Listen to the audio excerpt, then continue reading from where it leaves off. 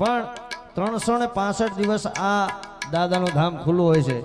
જે પણ દુખિયારા આવે એને અહીંયાથી સાહેબ જવાબ મળે મળે અને મળે, અને રડતા આવે છે સાહેબ અને હસતા પાછા જાય છે.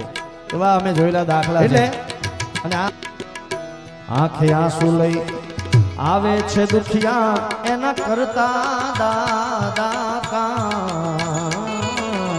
આંખે આંસુ લઈને આવે છે એના કરતા દાદા કા. રડતા રડતા ધામ માયા